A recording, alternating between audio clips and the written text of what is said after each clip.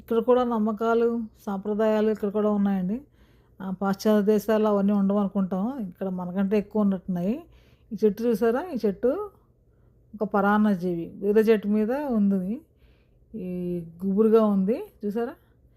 ఈ చెట్ ఈ చెట్టు మీద పక్షులు గూడు పెట్టుకోవడానికి దానికుండే కాయలు తింటూ ఉంటాయనమాట. కాయలు చాలా జిగటగా ఉంటాయి. ఆ జిగటగా ఉన్న కాయలు తిని వచ్చి వేరే చెట్ల మీద కూర్చొని మూతుకుంటూ అంటుకుంటూ తుడవడమో లేకపోతే దాని పూపు ద్వారానో పడేస్తే ఆ మొక్కలు చెట్టు మీద లేచిపోతాయి అనమాట.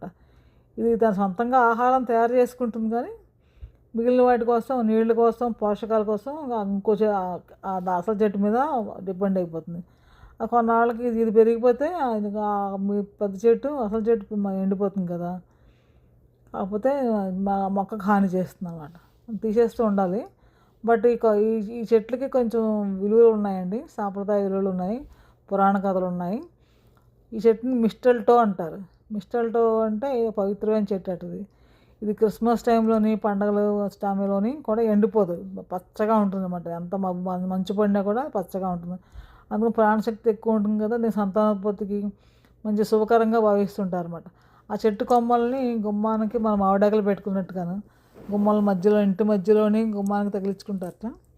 తగిలించుకుని చెట్టు కింద నుంచి వెళ్ళడం ఆ కొమ్మల కింద నుంచి గుమ్మం కింద నుంచి కానీ ఇంటి పై కింద నుంచి ముద్దులు పెట్టుకోవడం లేకపోతే స్నేహభావాన్ని పెంచుకోవడం, ఒకళ్ళ మీద ఒకళ్ళకి ప్రేమ పెరగడం, లవర్స్ అయితే ముద్దులు పెట్టుకోవడం అంటే ఎప్పుడు మంచిదని చెప్పి అది చేస్తూ ఉంటారట.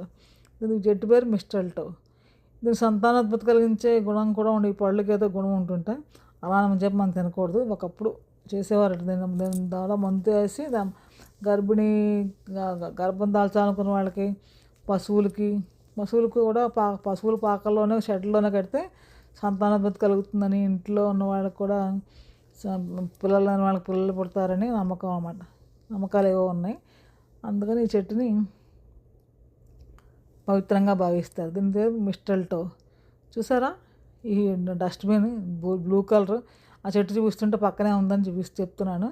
ఇవి మాకు ఈరోజు బుధవారము రీసైకిల్ బిన్లు అనమాట. ఇవి అంటే రీసైకిల్ చేసే వస్తువు, కార్డ్బోర్డులు, వాటర్ బాటిళ్ళు, ఈ బాటిల్, ఇంకా పాల డబ్బాలు అవన్నీ ఉంటాయి కదా, అవి రీసైకిల్ అనమాట. వ్యాన్ వస్తుంది పట్టుకెళ్తుంది అన్నమాట. డంప్ ట్రక్ వస్తుంది పట్టుకెళ్ళిపోతుంది.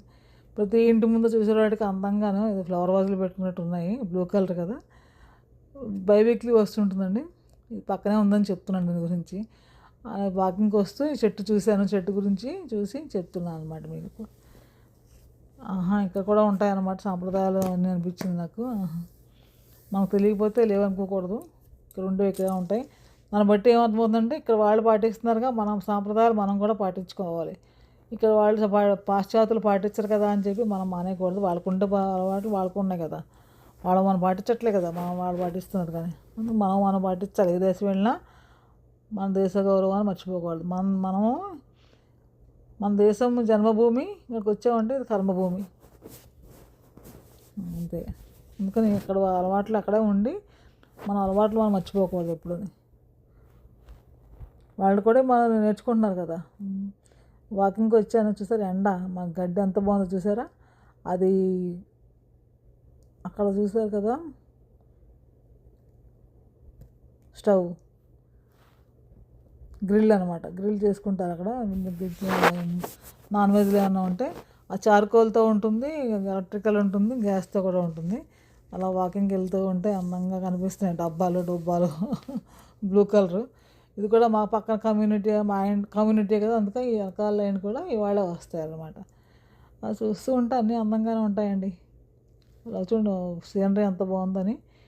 ఇక్కడ మన పక్క వాళ్ళు ఎవరు కదా అని వేరే గుమ్మంలో పోసేయడం, చూడలే కదా అని పోసేయడాలు, ఎవరి గుమ్మమ్మ తీసుకొచ్చి గుమ్మం పెట్టేయడాలు అలా ఉండవు. ఎవరు తుక్కు వాళ్ళే పెట్టుకోవాలి, ఎవరి డబ్బాలు వాళ్ళే పెట్టుకోవాలి, ఎవరి జాగాలు వాళ్ళే నీట్గా ఉంచుకోవాలి. మనం తీసుకెళ్ళి వేరే వాళ్ళ గుమ్మాల మీద అసలు పడేయకూడదు. రోడ్డు మీద చిన్న కాగితం మొక్క కూడా పడేయకూడదు.